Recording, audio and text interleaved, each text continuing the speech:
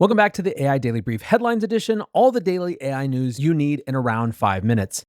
We kick off today with a super weird one. Although maybe it's not weird in the context of just how out of the ordinary everything is right now, but the TLDR is that Nvidia and AMD have agreed to give the US government 15% of the revenue for Chinese chip sales in exchange for export licenses. Basically, there's been this back and forth between Nvidia, specifically Jensen Huang, and President Trump around whether or not they were going to be able to sell their H20 chips into China. First, it looked like Trump had been charmed by Jensen and his promise to invest $500 billion in the US. But then Elon came in, and the White House surprised Nvidia by blocking the sales. And now things have gone around. Trump and Huang have built a relationship. Right as they were finishing the deal, apparently, Trump asked Huang for Nvidia to give the US government directly 20% of their sales to China. He countered with 15, and then they took that to AMD as well. The Financial Times writes, the quid pro quo arrangement is unprecedented. According to export control experts, no US company has ever agreed to pay a portion of their revenues to obtain export licenses. But as they point out, as out of sync with historical norms as it is, quote, the deal fits a pattern in the Trump administration where the president urges companies to take measures such as domestic investments to prevent the imposition of tariffs in an effort to bring in jobs and revenue to America. Now, some back-of-the-envelope math suggests that Nvidia could have sold around $23 billion worth of chips into China this year without the heightened export controls, making the US government stake around $3.5 billion annually. Nvidia, for its part, did not deny the reports, but it was playing pretty coy. A spokesperson said, "We follow rules the US government sets for our participation in worldwide markets." They continued, "While we haven't shipped H20 to China for months, we hope export control rules will let America compete in China and worldwide. America's AI tech stack can be the world standard if we race." For China watchers, it's a bizarre decision. Liza Tobin, a China expert who served on the National Security Council during the first Trump administration, said, Beijing must be gloating to see Washington turn export licenses into revenue streams. What's next, letting Lockheed Martin sell F to China for a 15% commission? Still, this rationale from China hawks has been roundly rejected by the administration. After months of hemming and hawing, they basically came around to Nvidia's view of the situation, namely that China will have advanced AI chips one way or another, so it's preferable that Nvidia dominates the market rather than Huawei. The 15% kicker to seal the deal had a lot of people gobsmacked. Historian Aaron Astor writes, the Nvidia arrangement is corporatism at its worst. Each US company must pay an extortion fee to do business overseas. If they aren't big enough, they are subject to a massive tariff. The effect will be to destroy smaller businesses. Political commentator Armand Domaluski said, I feel like everyone is missing the point here that we restricted chip sales to China because China having access to these is a national security threat. The problem isn't that Nvidia got shaken down, it's that they can now pay a bribe to endanger US national security. Now, if those opinions are a little bit too politically left for you, on the right we've got Eric Erickson who said, I don't think Nvidia and AMD giving the government money in order to sell to China is a good idea.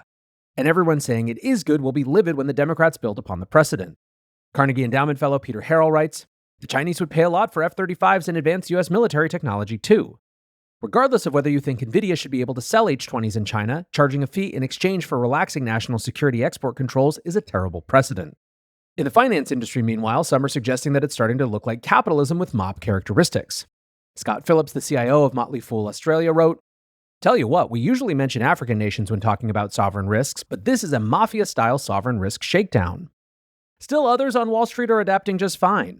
Futurum Equities chief market strategist Shea Buller wrote, a predictable, modelable cost that replaces the binary risk of a ban. Investors should prefer this to the constant headline roulette we've had since the first export restrictions. If this becomes the export control playbook, the China AI market is no longer a question mark. It's a modelable growth stream Wall Street can actually price in. Now, interestingly, in the wake of this decision, China is now officially urging its firms to avoid using the Nvidia H20 chips. Bloomberg writes, over the past few weeks, Chinese authorities have sent notices to a range of firms discouraging use of the less advanced semiconductors. The guidance was particularly strong against the use of H-20s for any government or national security-related work by state enterprises or private companies. Like I said, on the one hand, this is clearly something very new, but at the same time, right now, basically everything is new, so at this point, it's hard to be surprised by just about anything. Now, on the product side, Nvidia keeps humming along merrily and working on a whole set of things that aren't just their chips. The company has, for example, unveiled a new set of world models designed for embodied AI. Expanding their existing Cosmos family of world models, Nvidia has released Cosmos Reason, a 7 billion parameter reasoning vision language model. Nvidia says the model is tuned to perform data curation tasks, robot planning, and video analytics. One of the things we don't talk about all that much on this show is embodied AI, or AI in robotics and physical devices. But even as we pay most attention to the latest LLM and the latest agentic tool, there is just a ton of work going on this stuff in the background.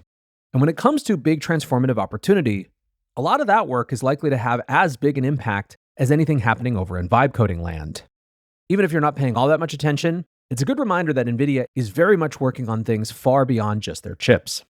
Now, speaking of vibe coding, one AI-related coding platform that's going through some big changes is GitHub. When Microsoft acquired GitHub back in 2018, the division was set up to operate independently. Microsoft was largely interested in acquiring its user base of developers, effectively operating GitHub as a loss leader to drive sales to their cloud division. However, with the advent of AI coding, GitHub transformed from a value-added platform for Azure into a revenue driver in its own right. GitHub Copilot was one of the first AI coding tools going live in late 2021, a full year before the release of ChatGPT. Now, it is a little difficult to pin down just how popular GitHub Copilot actually is. Microsoft boasts 20 million all-time users, but doesn't say anything about active users. Still, you have to assume that their raw distribution is just the biggest of any coding platform out there. It's in that context that GitHub CEO Thomas Dohmke is stepping down after nearly 4 years in the role and a decade at Microsoft. In a memo to GitHub employees, he said, "After all this time, my startup roots have begun tugging on me, and I've decided to leave GitHub to become a founder again." Interestingly, he announced that his role would not be replaced. Instead, GitHub will be folded into Microsoft's core AI team.